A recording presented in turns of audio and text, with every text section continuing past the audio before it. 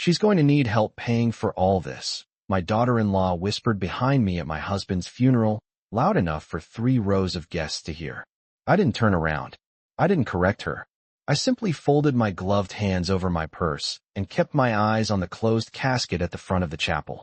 The lilies were arranged exactly the way Daniel would have liked them. Simple, white, no dramatic sprays. The organ played softly in the background, a hymn we had chosen together years ago when we first drafted our estate plan, back when planning felt practical instead of final. The funeral home in Westchester County was immaculate, all polished wood and muted carpet, the air scented faintly with roses and furniture polish. I had chosen a black wool dress that fit neatly at the waist, modest and structured, with the pearl earrings Daniel gave me on our 40th anniversary. I stood straight, shoulders back, because grief is heavy but dignity weighs more. Behind me, I could hear Madison moving briskly between guests, thanking them for coming, accepting condolences as though she were the widow instead of the daughter-in-law. We're doing our best to keep things affordable, she said at one point, her voice pitched in that gentle, sympathetic tone people use when discussing someone else's hardship. Evelyn will have to be careful now. Careful, as if I hadn't spent 50 years managing a household, balancing accounts, building a life alongside a man who trusted me with every decision that mattered. I noticed how she placed herself near the guest book, subtly intercepting conversations before anyone could reach me directly. When Mrs. Klein from our church approached with a warm hug and said, "If you need anything at all," Madison answered for me. "We appreciate that. It's going to be an adjustment." Adjustment. The word hung in the air like something fragile and pitiful. My son Ryan stood near the side wall, hands clasped in front of him, nodding politely at the steady stream of mourners. He looked tired, older than his 45 years, but he did not look at me. Not once. At one point our eyes almost met across the room, and he glanced away, toward Madison, as if awaiting instruction. I felt that small movement more sharply than any whisper. The service began promptly at 2 o'clock. The pastor spoke about Daniel's integrity, his steady hand in business, his generosity. I listened carefully, memorizing every word, because memory is all that remains when a shared life becomes a past tense. When it was my turn to stand, I kept my remarks brief. I thanked everyone for honoring Daniel. I spoke about his love of Saturday morning pancakes, about the way he measured success not in dollars, but in loyalty. I did not mention balance sheets. I did not mention trusts. I did not mention the fact that for the last 15 years, I had quietly overseen investments that had grown beyond anything our younger selves could have imagined. $28 million does not announce itself with flashing lights. It sits silently in diversified portfolios, in real estate holdings, in long-term positions built patiently over decades. It does not need applause. After the final hymn, guests filtered toward the reception hall across the street. Madison moved quickly again, coordinating the catering staff, discussing invoices in hushed but deliberate tones. "We had to scale back a few things," she told a cousin from Chicago. "With everything going on financially, it just made sense." Financially, I accepted condolences with a steady smile, noticing how a few people gave me that soft, sympathetic look reserved for widows presumed to be vulnerable. I let them. I allowed Madison to hold the narrative for the afternoon. She spoke about future plans, about making sure Mom is comfortable, about possibly selling the house because it's a lot for one person. Each sentence was carefully wrapped in concern. Each implication positioned me as someone fragile, dependent, on the brink of scarcity. I sipped my coffee slowly and watched. Grief sharpened my senses instead of dulling them. I observed who nodded along with her and who hesitated. I noticed which relatives avoided asking me direct questions about the estate and which quietly squeezed my hand as if unsure what to believe. Not once did I correct Madison. Not once did I mention the documents locked in my home office safe or the meeting scheduled for next Tuesday with Daniel's attorney, Miles Harper. Silence can be mistaken for weakness by people who only understand volume. Madison mistook my composure for confusion. She mistook my restraint for need. When she leaned close near the end of the reception and said softly, "Don't worry, Evelyn. Ryan and I will help you figure everything out." I met her eyes and smiled gently. "I'm sure you will," I said. And I meant it. Because before this month is over, There will be a meeting in a quiet office with floor-to-ceiling windows overlooking the Hudson River. There will be folders placed neatly on a conference table. There will be numbers read aloud in calm, professional voices. And there will be a moment when the story Madison has been telling about me quietly collapses under the weight of truth. But today was Daniel's day. Today I stood beside the man I loved for 52 years and let them believe whatever made them comfortable. They treated me like I was broke. I never mentioned the 28 million. Not yet. The house felt larger that evening than it had in years. When I unlocked the front door, the silence greeted me before the darkness did. Daniel used to leave the kitchen light on whenever I was out after sunset. It was a small habit, almost invisible when it was happening, but noticeable the moment it stopped. I stepped inside, set my purse on the entry table, and removed my gloves with deliberate care. The faint scent of funeral flowers clung to my coat, mingling with the familiar aroma of lemon oil and old wood that had settled into these walls over decades. I did not turn on the television. I did not call anyone. I walked straight into the kitchen and poured myself a glass of water, the sound of it filling the glass echoing more sharply than usual. The clock above the stove read 6:43. Madison had insisted that Ryan drive her home directly from the reception because she was exhausted from coordinating everything. She had said it as though the entire day had been her burden to carry. Ryan had hugged me briefly in the parking lot, his embrace polite and restrained. "Call us if you need help with bills or paperwork," he had said, avoiding specifics.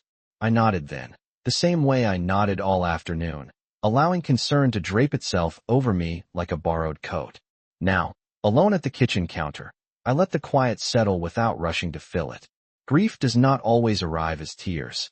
Sometimes it comes as stillness, as an awareness that there will be no footsteps on the stairs, no clearing of a throat in the study, no low voice asking what is for dinner. I carried my glass into Daniel's office and paused at the doorway. His desk remained exactly as he left it, papers stacked neatly, fountain pen aligned parallel to the blotter.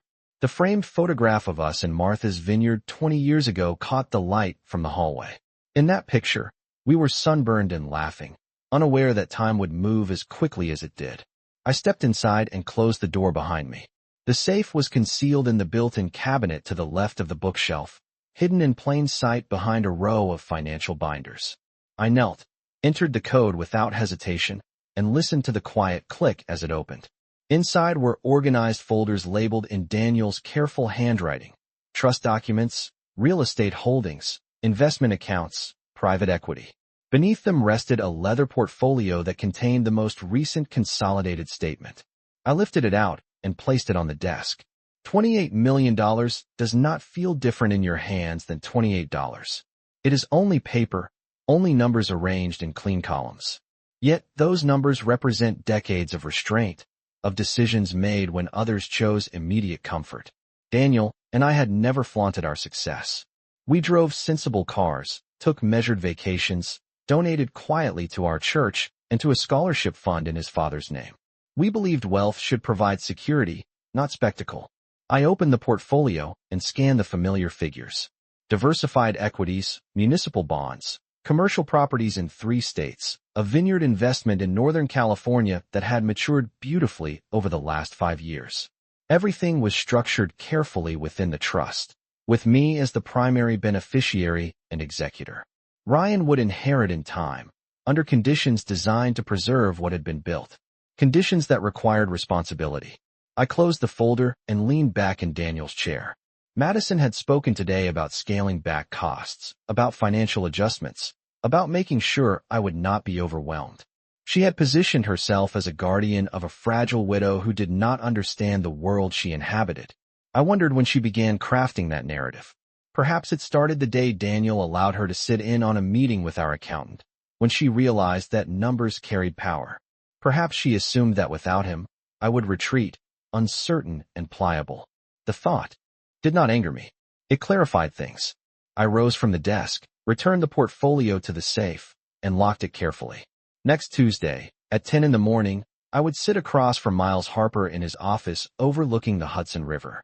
We would review the trust in full. We would discuss the timing of disclosures, the legal boundaries, the obligations tied to inheritance. I would not rush that conversation. Tonight was not about confrontation. It was about understanding the terrain. I turned off the office light and walked upstairs, pausing at the landing where the family photographs lined the wall. Ryan as a boy holding a Little League trophy. Ryan at his college graduation, Daniel's hand resting proudly on his shoulder. Ryan at his wedding, Madison radiant in lace, my own smile wide and hopeful. I touched the edge of that frame briefly before lowering my hand. Love does not disappear simply because clarity arrives. I changed into a soft gray robe and sat on the edge of my bed, the house settling around me with faint creaks and sighs. Outside, a car passed, headlights sweeping across the ceiling for a brief second before vanishing. I folded my hands in my lap and considered the day.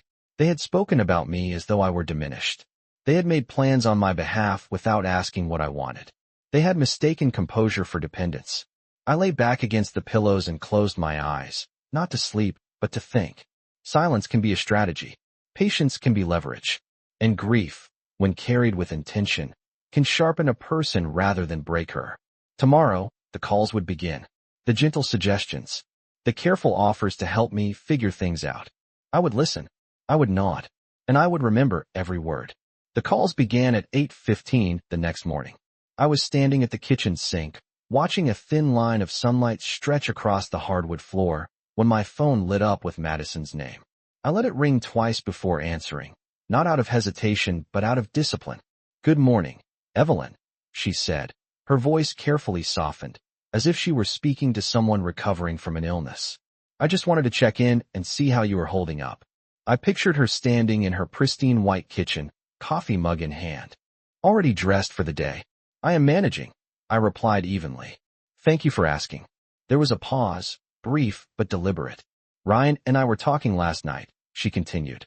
"We think it might be wise to sit down soon and go over the financial situation, just to make sure everything is organized. There are so many expenses after something like this." I dried my hands with a linen towel and leaned against the counter. "Everything is organized," I said. "Daniel and I planned carefully." She laughed softly, a sound meant to be reassuring. "Of course you did. I just mean, sometimes paperwork can be overwhelming. We would hate for you to miss something important." "Miss something?" I imagined the trust documents resting precisely where I had left them. "I appreciate the concern," I answered.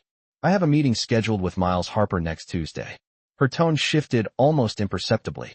"Oh, I did not realize you had already set that up." "Daniel arranged it months ago," I said. That part was true. Daniel had believed in preparation, not panic. "Well," she replied, gathering herself quickly, "maybe after that meeting we can all get together and talk about next steps. Ryan feels strongly that the house might be too much for you alone." I glanced around the kitchen, at the granite countertops we had chosen together, the wide windows overlooking the maple trees in the backyard. "I have been in this house for 34 years, I said calmly. "It does not frighten me." She hesitated again. "It is not about fear, Evelyn. It is about practicality." Practicality. The word settled between us like a polite accusation. "We will discuss everything in due time," I replied. "Right now I would prefer to focus on Daniel." She offered a sympathetic murmur and ended the call. I set the phone down and finished my coffee without rushing. By 9:30, Ryan called. His voice carried a note of careful neutrality, as though he were balancing on a narrow beam. "Mom, I just wanted to make sure you are not feeling overwhelmed," he said. "There is a lot to think about." "There always has been," I answered gently. "That is why your father and I thought ahead." He cleared his throat. "Madison mentioned you have a meeting with Miles. Do you want me to come?" The offer sounded generous, but underneath it I sensed something else, a desire to be present, to monitor, perhaps to influence. "I will attend alone," I said. "If there is anything you need to know afterward, I will tell you." Silence stretched on the line for a moment. "We just want to help," he said finally. "I know," I replied, and I meant that too. Wanting to help and wanting control can look very similar from a distance. After the call ended, I carried my coffee upstairs and opened the curtains in the bedroom. The sky was clear, pale blue, indifferent to human concerns. I dressed in a tailored navy suit and low heels, the kind I used to wear to board meetings years ago when Daniel encouraged me to attend. Those meetings had been educational. I had listened to men twice my age debate projections and risk assessments, and I had learned to speak only when necessary. By mid-morning, I was seated at the small writing desk in the living room, reviewing a legal pad where I had begun listing questions for Miles. How soon must beneficiaries be informed? What discretion does the executor hold regarding timing? What conditions are attached to distribution? Each question was precise, unemotional. At 11:45, Madison sent a text message. Just thinking about you. Let us know if you need groceries or anything at all. I studied the words for a moment before placing the phone face down. Concern can be sincere. It can also be strategic. I rose and walked through the house slowly, noticing details I had overlooked before. The slight scuff on the hallway baseboard. The faint indentation on Daniel's side of the mattress. The faint hum of the refrigerator downstairs. Everything felt the same and entirely different at once. In the afternoon, I sat in Daniel's study again, this time without opening the safe. I rested my hands on the desk and allowed myself a single, quiet admission. The funeral had not only revealed grief. It had revealed assumptions. Assumptions about my competence. Assumptions about my resources. Assumptions about my future. I stood, straightened the stack of mail on the corner of the desk, and looked out the window at the long stretch of lawn behind the house. Madison believed she was preparing to guide a fragile widow through unfamiliar territory. Ryan believed he was stepping into a leadership role out of necessity. Neither of them understood that the territory had always been familiar to me. And on Tuesday morning, in an office overlooking the Hudson River, that misunderstanding would begin to unravel. Tuesday arrived with a pale gray sky and a steady wind off the Hudson River. I dressed with intention, not in morning black this time, but in a charcoal suit with a silk blouse the color of slate. Grief does not require a uniform, and I had no interest in appearing fragile in a law office. The drive to White Plains took just under 40 minutes, traffic light at that hour. I kept the radio off and let the rhythm of the road settle my thoughts. When I pulled into the underground parking garage beneath the glass building where Miles Harper practiced law, I sat for a moment with the engine running, looking at my reflection in the rearview mirror. My face looked older than it had a week ago, but steadier. Loss clarifies priorities in a way comfort never does. The elevator carried me up to the 18th floor, where the doors opened onto a quiet reception area with floor-to-ceiling windows. The river stretched wide and indifferent beyond the glass, sunlight breaking through the clouds in thin, deliberate streaks. Miles greeted me himself, extending both hands in a gesture that was formal yet sincere. "Evelyn," he said, his voice low and respectful. "I am very sorry." I thanked him and followed him into his office. It was orderly, lined with bookshelves and framed degrees, the conference table already prepared with 3 leather folders and a silver carafe of water. He did not rush. He did not offer platitudes. He opened the first folder and began with facts. "Daniel reviewed the trust in detail 6 months ago," he said. Nothing was left ambiguous. I listened without interrupting as he outlined the structure. The primary trust held the majority of the assets, including the commercial properties in Connecticut and New Jersey, the municipal bond portfolio, and the private equity positions. I remained the sole trustee with full discretionary authority. Ryan was named successor beneficiary, but distributions were conditional and phased, tied to age milestones and financial responsibility benchmarks. In simple terms, Miles continued, sliding a page toward me, "You control everything during your lifetime." The words were calm, almost understated, yet they carried weight. I traced the edge of the paper lightly, with my fingertip. "And disclosure?" I asked. "Am I obligated to inform Ryan immediately of the full valuation?" Miles folded his hands. "You are not required to provide detailed figures at this time. A general statement that the estate is secure is sufficient. Specific numbers can be disclosed at your discretion." Discretion. I considered the word carefully. Outside the window, a tugboat moved slowly along the river, steady against the current. "Madison appears to believe I am overwhelmed," I said, keeping my tone neutral. Miles's expression shifted subtly, a flicker of understanding passing through his eyes. "There have been inquiries," he admitted. "Informal ones. Questions about liquidity, about potential restructuring of the house." I did not react outwardly. "From whom?" "Primarily from Madison," he said. "Ryan has not contacted me directly." That detail did not surprise me. Ryan had always preferred to stand beside rather than in front. I leaned back in my chair and allowed a quiet moment of clarity to settle over me. This was not about assistance. It was about positioning. If I wished to postpone any discussion of property sales, I asked. There is nothing compelling me otherwise. Nothing, Miles replied firmly. The house is fully paid. The carrying costs are manageable relative to the estate. You are under no pressure. I nodded once. Pressure only exists when you do not understand your leverage. For the next hour, we reviewed documentation line by line. He explained tax implications, timelines, contingencies. I asked precise questions, and he answered them with equal precision. There was no drama in the room, only clarity. When we finished, he closed the folder gently. Evelyn, he said, Daniel trusted your judgment. So do I. Trust. It is a simple word, but it can steady a person more effectively than sympathy. I rose, shook his hand, and scheduled a follow-up meeting for the following month. As I stepped back into the elevator, I felt something shift inside me, not relief exactly, but alignment. In the parking garage, I paused beside my car and looked at the skyline reflected faintly on the windshield. Madison believed she was preparing to guide me through a financial storm. In reality, there was no storm. There was only perception. I started the engine and drove home along the river road, the late afternoon sun glinting off the water. By the time I turned onto my street, my mind was already organizing the next steps. There would be a family meeting soon, not because I was obligated, but because it would serve a purpose. Information, delivered at the right moment, can correct assumptions more effectively than confrontation. And when that moment came, I intended to speak clearly, without anger, without haste, and without apology. The house was quiet when I returned from White Plains, but it no longer felt heavy.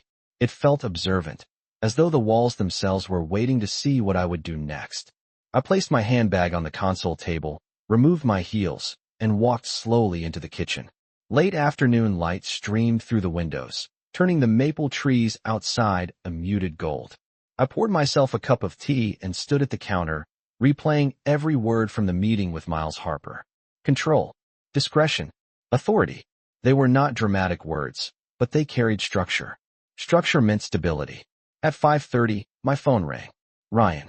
I let it ring once before answering. How did the meeting go? He asked, his tone careful, almost rehearsed. I could hear the faint clinking of dishes in the background, likely Madison tidying the kitchen while listening from a polite distance. It was thorough, I replied. Everything is exactly as your father intended. There was a brief silence. So, are we looking at selling the house? He asked, the question framed gently but delivered directly. I carried my tea into the living room and sat in Daniel's armchair. No, I said calmly. We are not. The quiet on the other end of the line stretched a second longer this time. Mom, it is just that maintaining a property like that on your own can be expensive, Ryan said. Property taxes alone are significant. I allowed myself a small, private smile. I am fully aware of the property taxes, I said. They are paid in advance through the end of the fiscal year. Another pause. Oh, he replied. Well, that is good. Madison's voice floated faintly in the background, too distant to make out words, but close enough to remind me she was there. I think it would be helpful if we all sat down together, I continued. Perhaps Sunday afternoon. You and Madison can come by at 3. I chose the time deliberately. Daylight. Neutral ground. Sure, Ryan said quickly. That sounds fine. After the call ended, I set the phone down and looked around the room. The furniture had not changed. The art on the walls had not shifted. Yet something subtle had adjusted inside me. I was no longer reacting. I was arranging. Over the next 2 days, the suggestions arrived in measured intervals. Madison sent a link to a luxury condominium complex in Stanford, describing it as low maintenance and secure. She mentioned how much easier life would be without yard work or snow removal. I responded politely, thanking her for thinking of me, without committing to anything. Ryan called again to ask whether I needed assistance reviewing Daniel's insurance policies. I assured him that everything was under control. Each interaction revealed more than the words themselves. Their urgency was not rooted in grief. It was rooted in anticipation. On Saturday morning, I walked through the house with fresh eyes, not to assess what I might lose, but to recognize what I possessed. The study with its dark oak shelves. The dining room table that had hosted 30 Christmas dinners. The wide staircase Daniel insisted on installing when we renovated 15 years ago. Every corner held intention.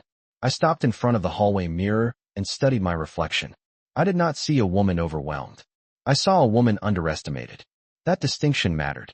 In the afternoon, I retrieved a slim leather folder from the safe and placed it on the dining room sideboard. Inside were summary statements, not the full trust documents, but enough to provide context if necessary, not enough to surrender control. I was not preparing for confrontation. I was preparing for clarity. On Sunday at 2:58, a silver sedan pulled into the driveway. I watched from the front window as Ryan stepped out first, adjusting his jacket, Madison following a moment later in a tailored cream coat. They paused briefly near the car, heads inclined toward each other in quiet conversation. Then they approached the front door together.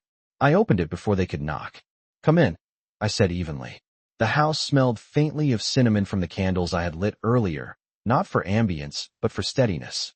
Madison's eyes moved quickly across the foyer, as though cataloging details. "It still feels so big," she remarked lightly. "Are you sure you are comfortable here alone?" "Very," I replied.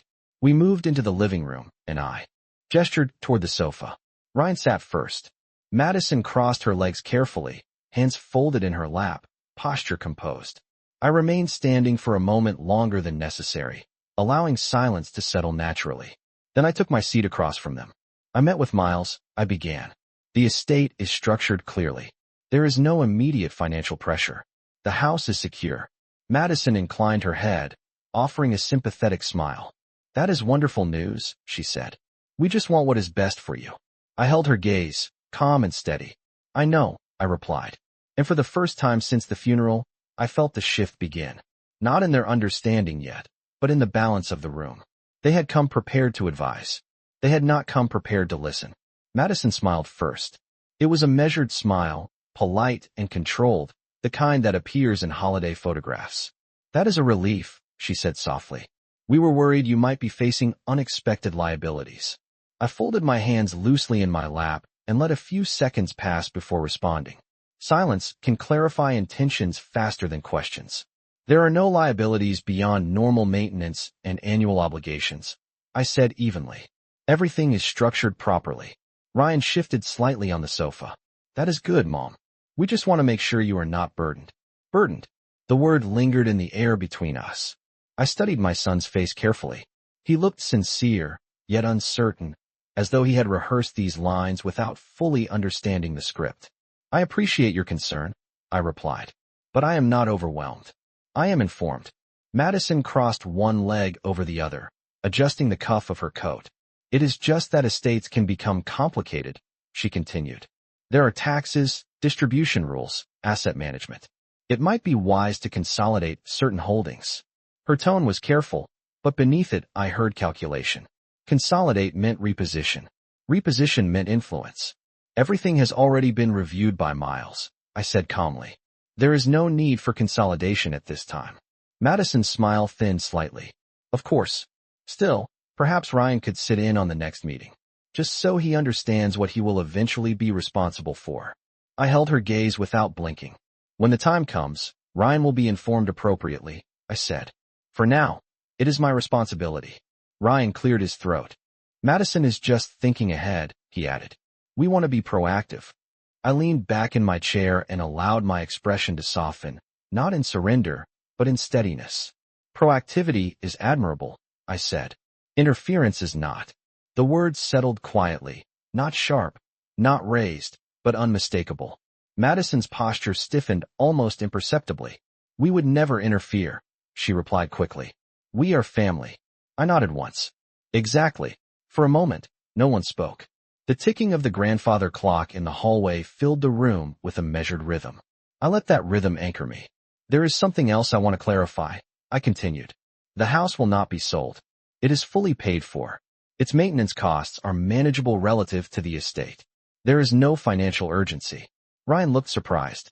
"Relative to the estate?" he asked, his brow furrowing. Madison's eyes flickered toward him briefly before returning to me. "Yes," I said evenly. "Relative." I reached for the slim leather folder resting on the sideboard and brought it to the coffee table. I did not open it yet. I simply placed it there, visible but untouched. Madison's gaze followed the movement, alert now. "What is that?" she asked lightly. "A summary," I replied. "Not details. Context." I opened the folder slowly and slid a single page toward them. It listed asset categories without exact valuations, but the scale was unmistakable. Commercial real estate holdings, investment portfolios, trust assets. Ryan leaned forward slightly, scanning the page. Madison's fingers tightened subtly around the edge of the sofa cushion. "This is substantial," Ryan said quietly. I did not smile. I did not emphasize. "Your father and I planned carefully," I said. "For decades."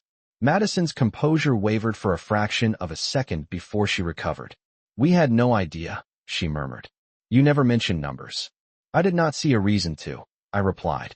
The air in the room shifted, no longer heavy with sympathy, but sharpened by realization. "The estate is secure," I continued. "Very secure. There will be no financial strain, no downsizing, no urgency to restructure." Ryan sat back slowly, absorbing the information. Madison's expression settled into something more measured, less assured. "That changes things," she said finally. "It clarifies them." I corrected gently. Silence returned, but this time it carried a different weight. The assumptions that had hovered around me since the funeral were beginning to dissolve. I closed the folder and rested my hand lightly on top of it. "I value family," I said calmly, "but I also value boundaries. Financial decisions will be handled through proper channels. With legal oversight. With discretion." Ryan nodded, still processing. Madison inclined her head, her smile no longer as effortless. "Of course," she said. "We only wanted to help." I rose from my chair, signaling the meeting's natural conclusion without dramatics. "And I appreciate that," I replied. As they stood to leave, I walked them to the door. The evening light had shifted to a deeper amber, casting long shadows across the driveway. Ryan hugged me briefly, more firmly this time.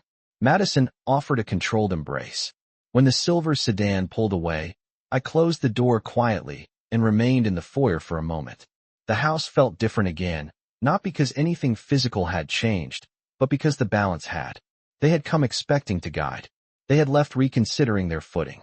And for the first time since the funeral, I sensed not their concern, but their uncertainty. The shift did not happen overnight, but it began the moment uncertainty entered their expressions. By Wednesday afternoon, Madison called again, this time without the softened tone she had practiced so carefully before. "I have been thinking," she said, skipping pleasantries. "If the estate is as significant as you implied, it might be smart to create a family advisory structure. Something collaborative." I was seated at the dining room table reviewing a stack of quarterly statements. Sunlight filtered across the polished wood, steady and unhurried. "Collaborative in what sense?" I asked calmly. "Well," she continued, "Ryan and I could help oversee certain segments. Real estate, perhaps, or the private equity positions. It would distribute responsibility." Distribute responsibility. The phrasing was elegant. The intention was not. "Responsibility is already distributed appropriately," I replied, "legally and structurally." She exhaled softly, the sound carrying a hint of impatience. "Evelyn, this is not about legality. It is about family unity. Transparency builds trust." I closed the folder in front of me and rested my hands on it. "Trust," I said evenly, "is built over time through respect." Silence followed. I imagined her standing in her kitchen again, pacing slightly now. "Are you suggesting we have been disrespectful?" she asked, her voice tightening. I did not answer immediately. I allowed the question to linger. "Between us, I am suggesting," I said finally, "that assumptions were made." She did not respond right away. When she did, her tone had shifted from strategic to defensive. "We only reacted based on what we saw. You never discussed the scale of things. From the outside, it looked as though adjustments would be necessary." "Appearances can be misleading," I replied. After we ended the call, I sat quietly for a moment, absorbing the change in energy. Sympathy had transformed into negotiation. Negotiation was often the prelude to pressure. That evening, Ryan arrived alone. He did not call ahead. I saw his car pull into the driveway just after 7. When I opened the door, he looked unsettled, his tie loosened, his expression conflicted. "Can we talk?" he asked. I stepped aside and gestured toward the living room. He remained standing for a moment before sitting on the edge of the sofa, elbows resting on his knees. "Madison feels like you do not trust us," he began. "She thinks you are shutting us out." I took the armchair opposite him, keeping my posture relaxed.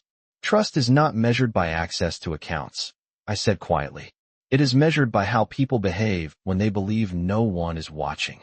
He looked at me sharply, confusion crossing his face. What does that mean? He asked. I met his eyes without hostility. At the funeral, I said calmly, narratives were created. Assumptions were voiced publicly. Decisions were discussed without my input. His shoulders tensed. Mom, that was not intentional. We thought you might need guidance. Guidance is offered privately, I replied, not suggested in front of others. He lowered his gaze, absorbing the implication. Madison worries about long-term planning, he said quietly.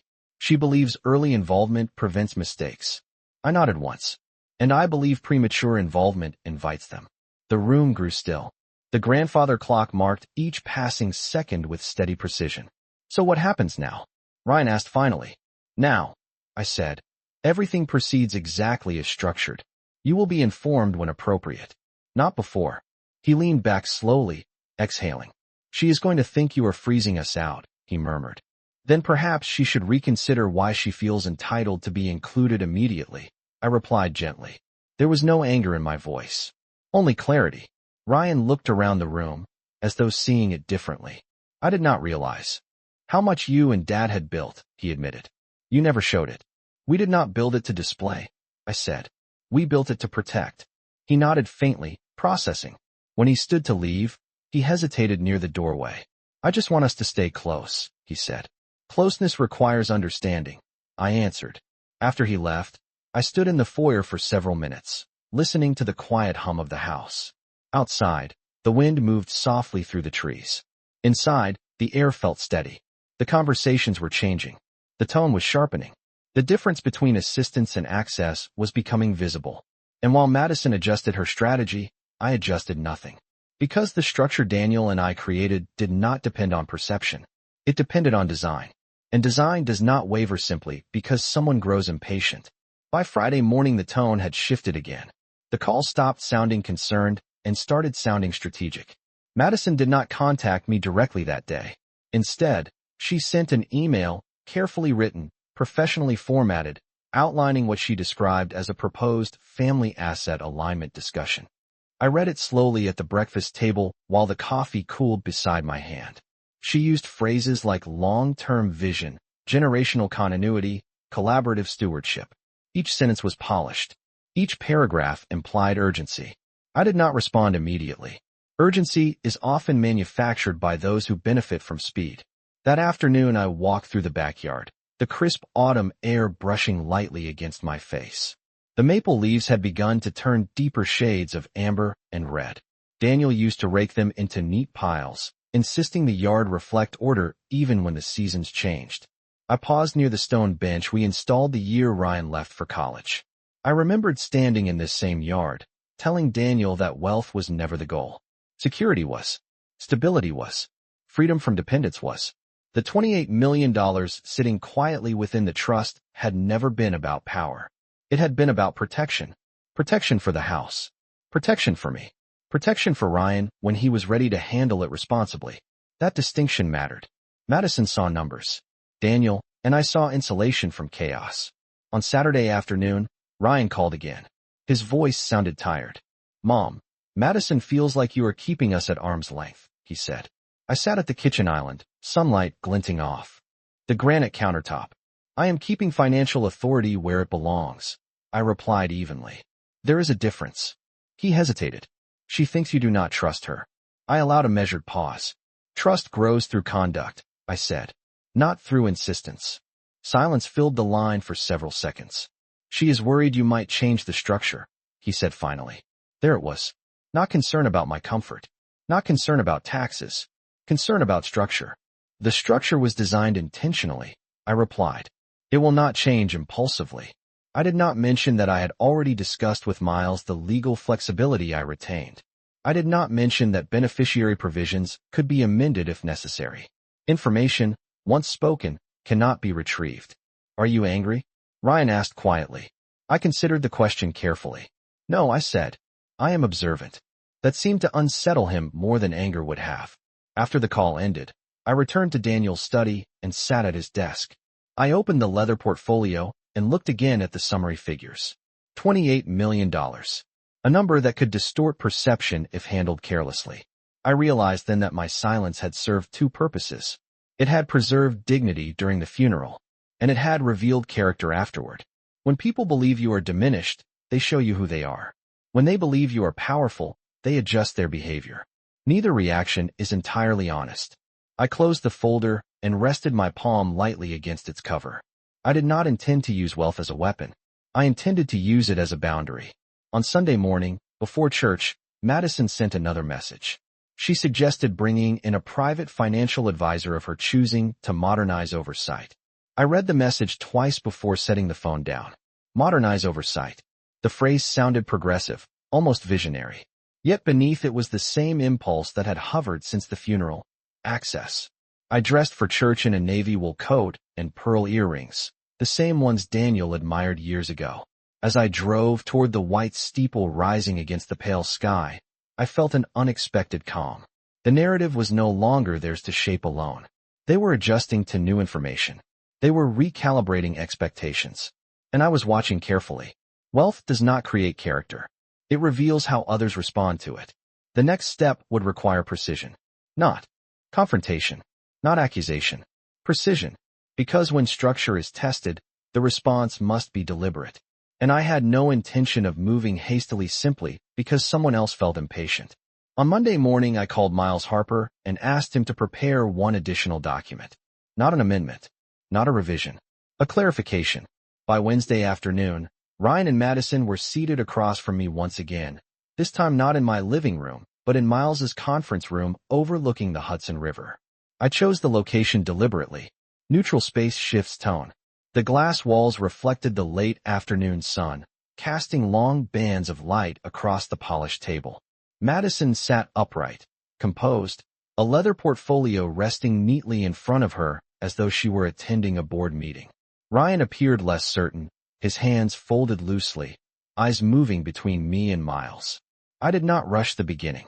Miles reviewed the trust structure calmly, repeating what I already knew and what they had begun to understand. Asset categories, trustee authority, beneficiary timelines. No theatrics, no raised voices, just structure. When he finished, he folded his hands and looked toward me. Evelyn has full discretion regarding disclosure and management during her lifetime, he said evenly. There is no obligation to delegate oversight unless she chooses to. Madison inclined her head slightly. We respect that, she said, her tone smooth. We simply want transparency. It is about shared responsibility. I looked at her steadily. Responsibility is earned, I replied. Not assumed. The room grew still. Ryan shifted slightly in his chair. Mom, we are not trying to take control, he said quietly. We just do not want surprises. I nodded once. Then you will appreciate clarity, I said. I slid a single sheet of paper across the table. It was not evaluation. It was a formal letter of designation. Miles explained it succinctly. I had established a charitable foundation in Daniel's name, funded with a defined portion of the estate that would activate immediately under my direction. The remainder of the trust would remain intact, but beneficiary distributions would now require completion of a financial stewardship program and independent review of fiscal responsibility. The conditions were not punitive. They were protective. Madison's composure tightened slightly as she read. A stewardship program? She repeated. Yes, Miles said calmly. A structured educational and fiduciary review process. Standard in many estates of this scale. Ryan looked up, surprised. You are requiring training? He asked. I am requiring preparedness, I replied evenly. There is a difference. Madison placed the paper down carefully.